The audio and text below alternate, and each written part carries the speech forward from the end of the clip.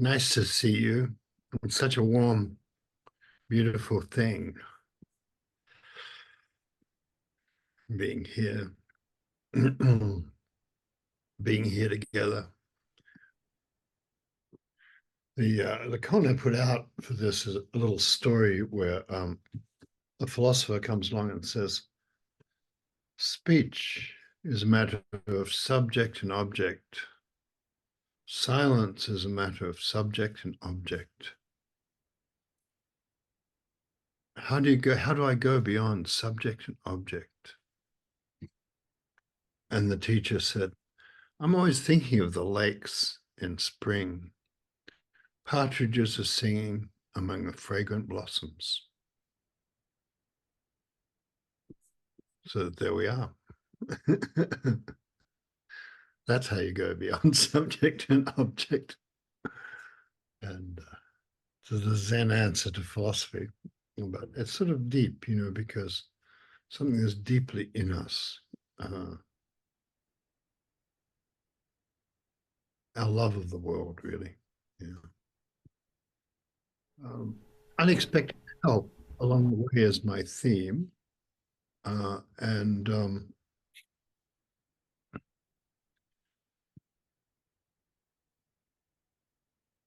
the idea in Zen, there's a very strong or very old idea of turning words. Give me a turning word and release me from my suffering.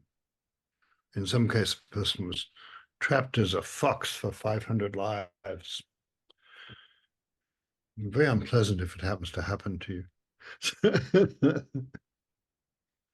and ask for a turning word to release me from the body of a fox, like that. And so, but any kind of response is like a turning word, really.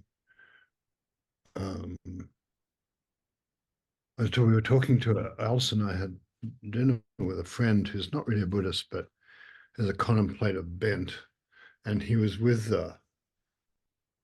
Christian monks up near Big Sur, and he just did a retreat there, and he just liked the quiet. He's no real interest in religion. He was raised very religious, so he has no conscious interest in religion. and and he just looked outside the window one day and everything was alive. The trees were waving. So the trees gave him unexpected help along the way. And, friends will do that too. So, when I first came to and lived in a temple, then I sort of was very fierce about the practice and also very clueless about the practice, which perhaps they go together. But I would sit up at night when everybody else went to bed, particularly during a retreat, but sometimes other times.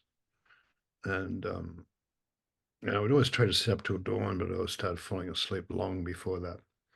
And but then this older friend who was also Stephen Mitchell, actually, the writer, the translator, he was there and he would sit up with me sometimes. And then we both went to sleep before we both start nodding, but it was kind of very nice. So that's an unexpected help. But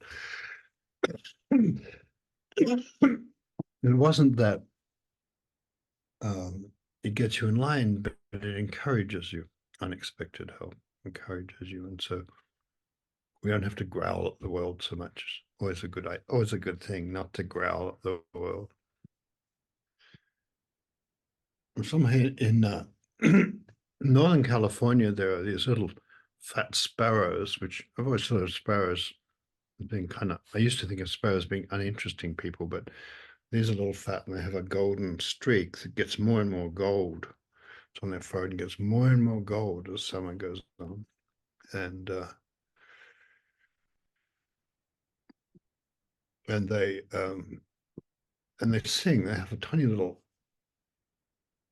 2 or 3 note song, and Alison goes into the garden and sings it to them. And they sing back, but they've gone. They go every year. They take their friends. There must be, I don't know, 50 of them in the garden, and hard to tell. They move around so much, but and we try to fatten them up before they hurry off. And when they're going north, they hurry, hurry, hurry because they've got to get nesting sites before, well, they can, and before they have to fly back and the Alaskan winter closes in on them. So I kind of like that, it's sort of nice. And they fly. They apparently keep their friends for life. They don't live. They live about 10 years, pretty long for a little bird. And then about half their friends over the period of their life, about half their friends will embark and not return on the great voyage. So one of those sort of kind of sorrowful things, for them. But they seem very happy when they come back and they're singing in the garden and talking to their friends, and they all come back together suddenly and they all leave together. I don't know, we blinked or something. We went away for an evening and we came back and there were like 3 sparrows left singing. So I don't know what the 3 who are left do for friends, but I was touched how friendship is so important to them. They make lifelong friends. So like some Zendo people do that. So, some mornings I wake up and hear the birds, and that's a kind of unexpected help too. So, somebody I think is on this in the temple today told me this dream, and I probably mangled it, but I've known him for a long time, and I like him. I've always liked him, but I don't know him very well. And then last time I talked to him, he said, "Well, I finally decided to take a teacher." And I said, "Oh," and I've known him, I don't know, 25 years or something. Good. Sounds good. I know. I hope that's good. Very good. And he said, "One of the women teachers." And I said, "Well, have you met with her yet?" And he said, "No, I had this dream. All I had to do was make an appointment to see the teacher. And in the dream, I get out of prison," which is kind of a nice image for taking up a practice. You get out of prison, you know. Uh, and then the teacher and I had a big fight, and she just punched me in the face. And this is in the dream. I said, "That's a real Zen teacher." and and then she helped me escape, and we just ran off out of prison. So it's like old-fashioned Chinese Zen training, the unexpected help along the way. And dreams will do that. They'll. And one of the things I think we need to do in life is just turn a tiny bit, turn the horse's head or the donkey's head just a tiny bit towards the barn. And that's not the usual way we do things. Usually we feel like I've got to grasp the nettle and all that sort of thing, and work very hard for things. That doesn't hurt. Like I'm sitting up late at night and working very hard. But another way, when I just calmed down, everything became at peace. At some stage, I realized that, I don't know, it wasn't so far away. And even if it was, I had a life to live, and life started to seem sweet to me when I was just meditating a lot. And nothing in my life was likely to fix itself. So I could just stop bothering about that. And the universe would have to fix my life for me. Which in a way it does. You'll notice that yourself. You end up trusting your life. And it will do strange things with you, but you have to trust it. And the guy we had lunch with, he very interesting, and he Pico, and he just stopped at Japan. He stopped at Narita or somewhere and took a couple of days and looked around Japan and thought, "I want to live here."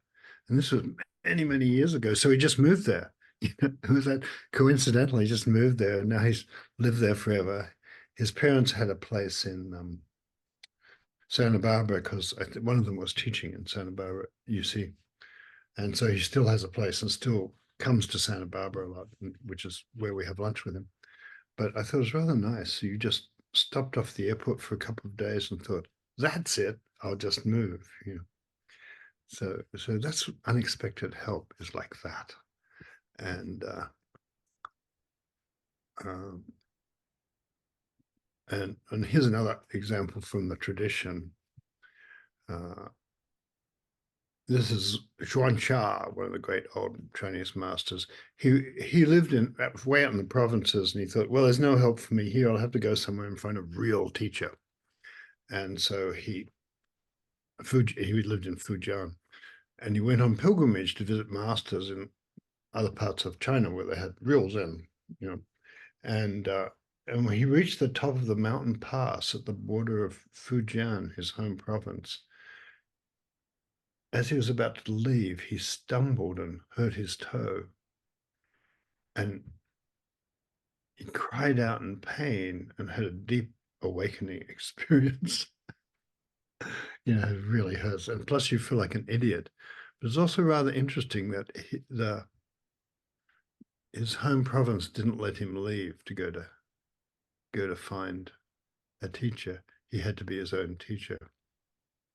My daughter just said, "How do you?" People keep asking me about Zen meditation to teach them about meditation.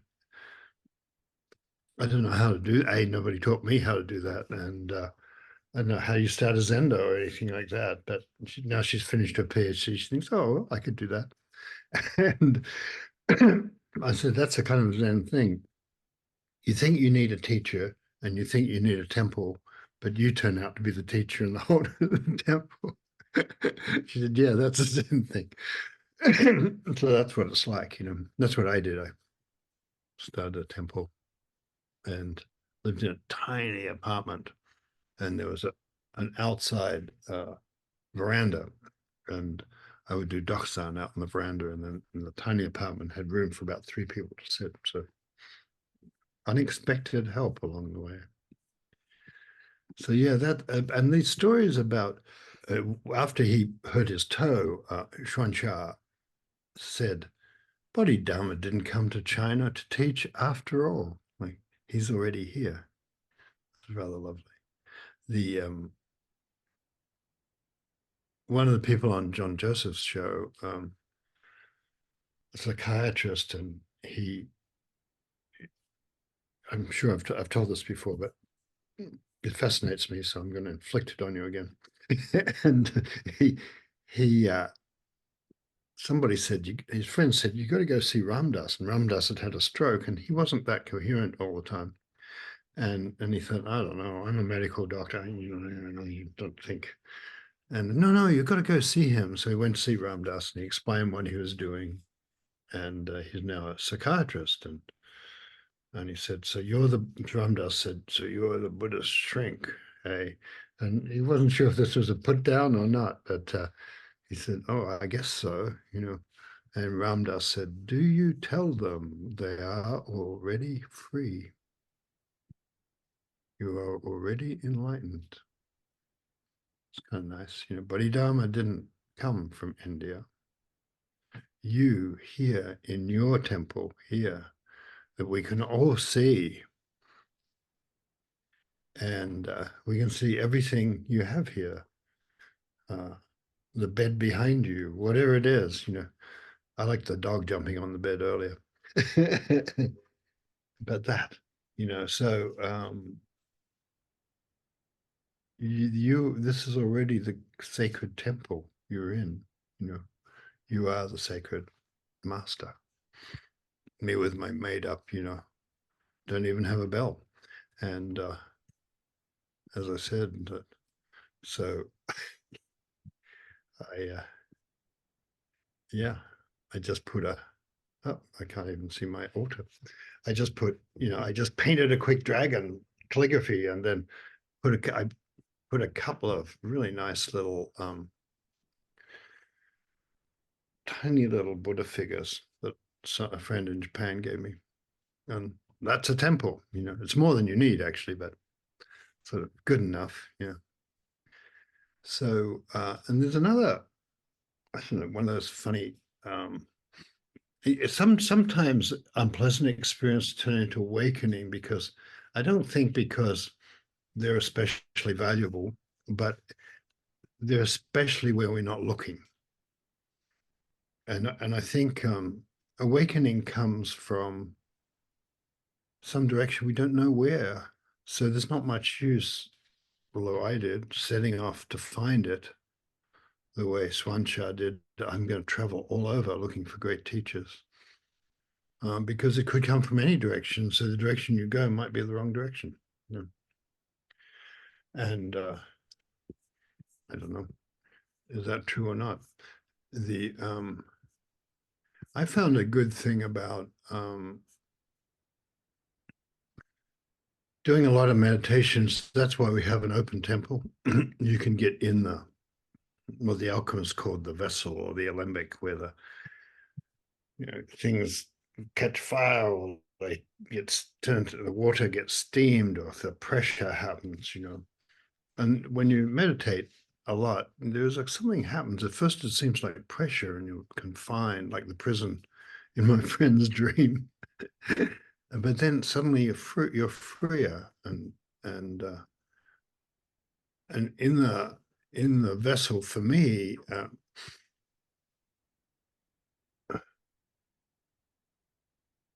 it wasn't a matter of a negative thing. I would just go into my teacher, and in those days you do full bows down to the floor, three full bows in the interview room, and it'd often be dark, and you can see the teacher's big eyes looking at you like a dragon out of a cave or something. But he was a very mild sort of person. And then I would look back and I had nothing to say. And he would sort of nod, and then he'd ring his bell and I'd leave. And I found this process so useful that I went 3 times a day in retreat. You could see like 40 people if you're just seeing all of them for like 20 seconds. You know? So if you're the teacher, but and the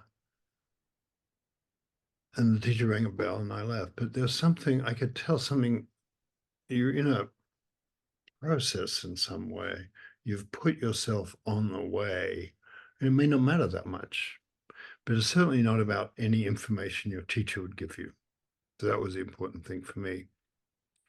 He's not going to have the information. It's like the universe is going to teach me. I remember a famous teacher whom I liked and felt close to came from Japan for a retreat, and he's very old. I think might have been his last retreat in the US. But I thought, now I'll get enlightened, and, and I rushed in to see him, and I told him, no, it wasn't his last trip, but anyway. So that, but I told him I'm working on my first koan, the koan no, you know. And he just looked at me and sort of nodded and started to explain the most basic instructions for working on no. Just take this one word, you know, and throw all your life's energy into it. And uh, day and night, stay with it, let it fill you, like that. And this is things I must have heard like 500 times, you know. And I was telling myself, and it was rather great because he wasn't giving me any content. He was just encouraging me on the way. You know? So that's it. It's like that. And then gradually, as I went to my teacher over and over again, I could tell something was happening because my dreams changed. And my dreams had been, you know, I was a little bit paranoid and, you know, been chased, committed some crime that I didn't remember committing, that sort of thing. So there's a lot of self-doubt sometimes at such stages. So I had to get rid of that, or at least enough of it, enough of the self-dislike and things like that. And I was sort of in a dragon lineage, and so that fierce quality was also turned on myself, you know. So dragons do that sometimes, breathe fire on themselves, fight with other dragons. So yeah, so but I would come in, and I know just doing that, it wasn't, I didn't treat it as content. Occasionally I'd ask a question and realize the answer wasn't at all helpful. So then I'd stop for another couple of months. But, but, and then gradually I could tell something was just changing. My dreams changed. You know, my dreams were happy. And I could tell I was clear about things. And, you know, I would look at something and think, that's it. And I'd go in to explain to him, that's it. And then I still couldn't explain it to him. until, so at some stage things will break open, but it's all right for you to be in the cooker. It's like you decide to be the temple gardener, and that's a noble occupation, makes you happy and everybody happy. So you can just do that. So the unexpected help will come from the universe. Unexpected help, and a dream will come, and you'll see a whale breaching if you live on the coast, and you'll go through anyway. There'll be many interesting things going on. So that.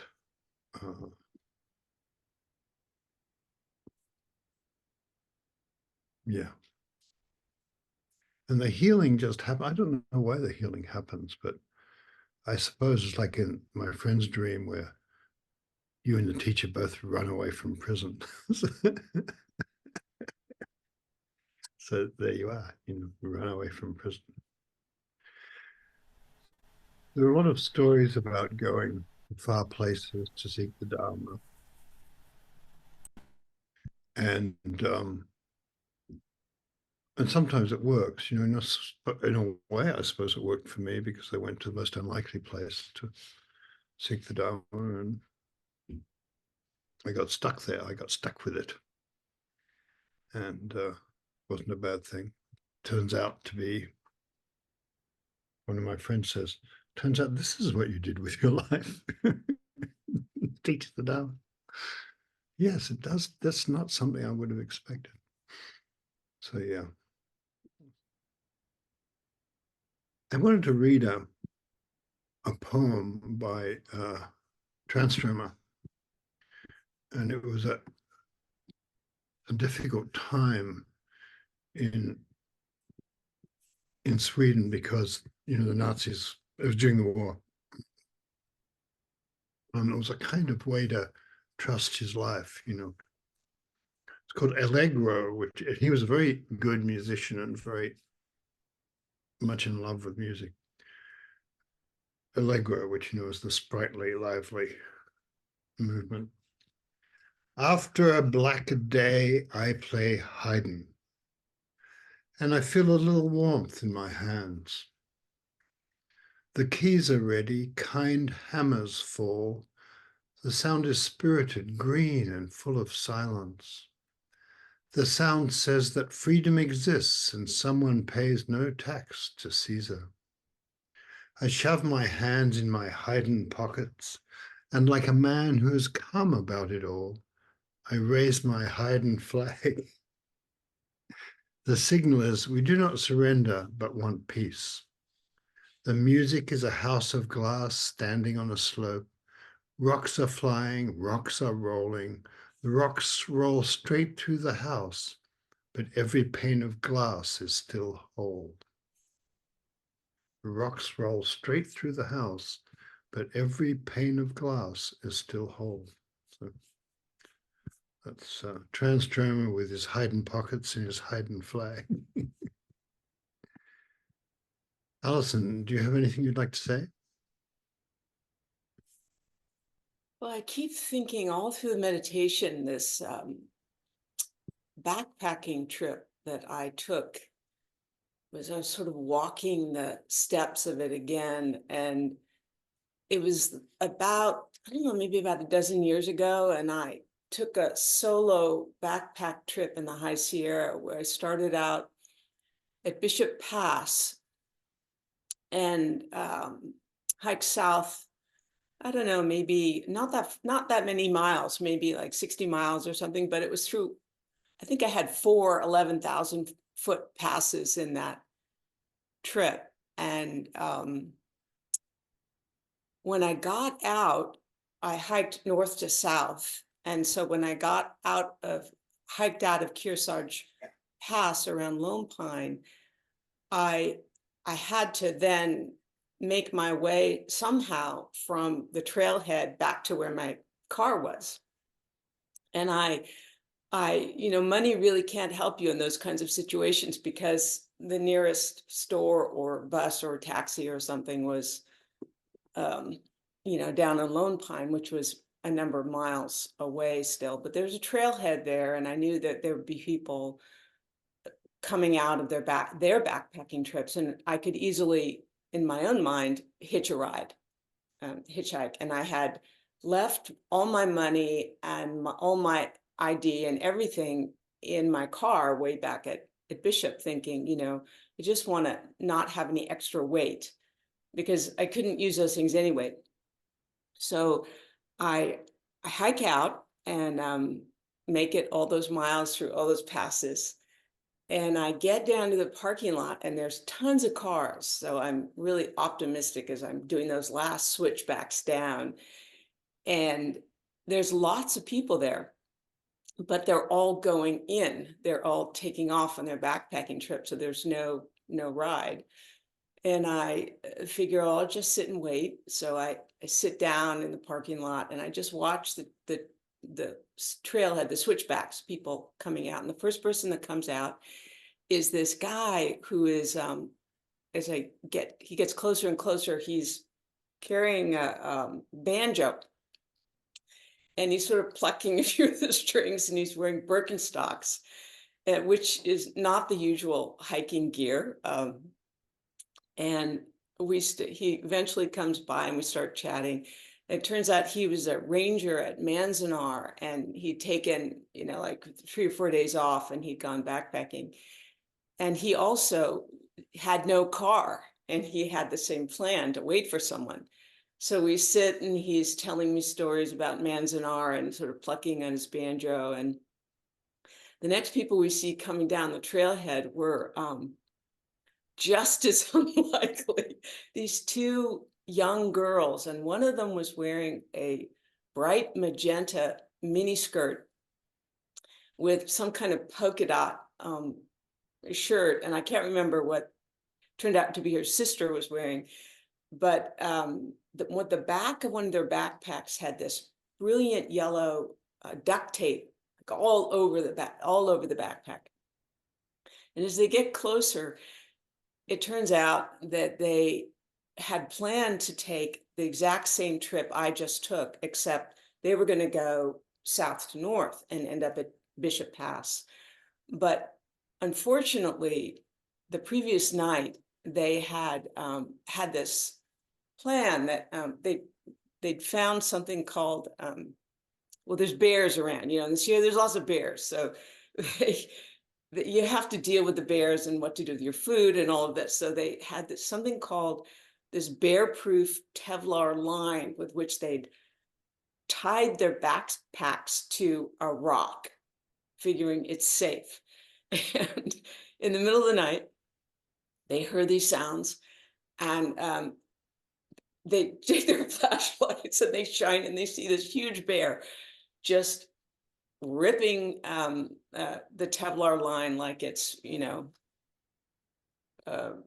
some kind of yarn or something, and drag their backpacks into the forest, which they were not so worried about, but except one of the backpacks had the car keys in it.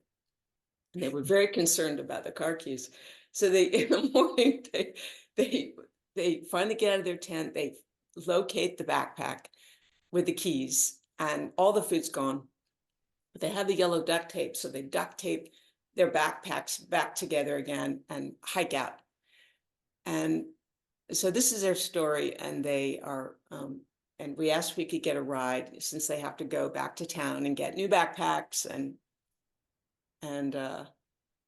food. And they're not sure what they're going to do. So they say, well, our car is right over here. And we in the parking lot, we walked to all these cars, there's like these SUVs and everything. And there's a white, like 1968 Cadillac with red leather interior that their grandmother had given them as a gift, a college, going off to college gift. And so I get in the back seat with Manzanar Ranger and his banjo carefully laid beside us on the red leather, and throw our backpacks in the trunk, and off we go down into Lone Pine. and they didn't really understand about downshifting. So there was this terrible smell of brake pads burning. And I'm thinking, this is, my hand, inshallah, as they say, it's in the hands of God. Unexpected help has arrived, and these two marvelously generous young girls. And I say nothing about downshifting. And I don't know, there's something in me that just trusted it would be all right. And they decide to take me all the way to where my car is, to the trailhead. And they drop me off. And it turns out on the backpacking trip, I'd had that backpack since I was maybe 17. And I just thought on that backpack, I'm ready for a new backpack. This will be my last trip with this one. And as I get out of the car, I asked her, one of the girls, who had a backpack all ripped up, would you like my backpack? And she was just so thrilled. And then I gave him, $40 for gas, and unexpected help went both ways, I think. So that's the story that came to mind. Something to be said for Cadillacs from your relatives. So John Bennett's here somewhere, and I was wanting to hear from him. But mountains. Mountains. Yeah. I had a unexpected experience just a moment ago meditating. And I don't know, it's still going on, but it's quite low now. It may get noisier again and you'll hear it. But instead of partridges singing in the lake country, I've been listening to a rather loud woodpecker pecking on the digging holes in the outside of my house directly through the wall next to me here. It started in the middle of the meditation and it just got louder and louder. And it's not the first time it's happened, but it has happened before. It's doing significant damage to the outside of our house. There's now pecked holes in 2 walls on the outside of the house, and there are now holes that I can hear being pecked on a 3rd wall. And then I began thinking, well, I guess this is it too. And instead of running outside and throw something at it to drive it away, as I've been known to do in the past, I just sort of sat here and meditated with it, and it sort of began to just become one more part of the world. And it occurs to me that the insistent and unpleasant, frankly, pecking on the side of a house right next to you and rather loud can be a little like, this came to me, like listening to the news in the evening about things going on in the world that I really just am not wild about, happy about. And I guess we listen to a woodpecker pecking the way we listen to the news. And at some point we relax and accept the world as it is. I'm still working on all that, but this was a little bit of a breakthrough. Great, yeah. They're one of the excitements of Western life, the woodpecker. I've seen him too. He's large. This is a big bird. We put 2 birdhouses out there, and now we have 2 woodpeckers living in them, but we thought that would make them happy. Did you just ask me to unmute, John? No, but go ahead. Tell us something. Sorry, the sign just came up. So yeah. Probably I accidentally did it, but yeah. But tell us something. I was thinking about telling you something, so my hand must have made it happen. Well, unexpected help. I don't know whether it's an American expression, but here we talk about the autumn break when the rain comes, and it hasn't. And just as I got up to come and sit, this marvelous sound began. We're on a ridge, and the land drops away quite steeply down to a river to the west. And when there's a change in the weather coming, you can hear it in the canopy of the forest down the slope. So this wonderful sound, like breath or like a crowd coming, and it was the crowd of the rain people, not predicted. And, you know, I'd been gloomily looking at my phone weather app, which was saying nothing in the next 10 days. So just this wonderful smell of the rain in the wind.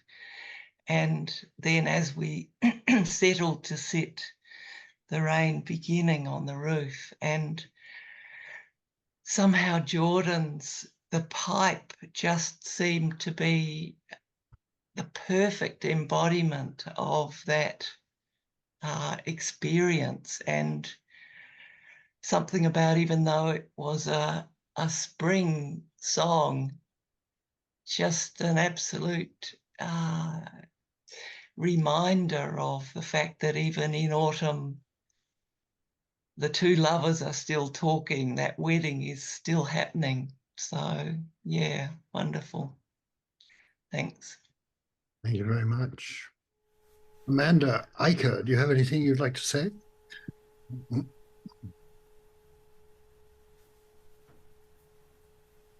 I've been thinking, this week I parted ways with a friend, and it was so painful, and it has been coming for a long time, and it has a lot to do with work. So I see that parting every day, so many ways. And I've really been turning to my advisors to just travel through that moment. And I was on the phone with my BFF, an old punk rocker, who, listened to how things were kind of attaching themselves to this hard time. And she said, "You've been upset a lot lately." And it was like that teacher in the prison room punching me in the face. It was so gentle, so tender. I mean, this person, I've seen her really not pull her punches, but it was so helpful to receive that, and just kind of come back to the choice to not be upset, or to be, as I felt so often, in my time working where I work, happy going there, happy coming back. And I just am so appreciative of that dream that someone had, and that we get that unexpected help every once in a while, that punch in the face. Thank you, Amanda. It's very touching. Good wishes with that passage. Thank you, everyone. Wonderful to be here together.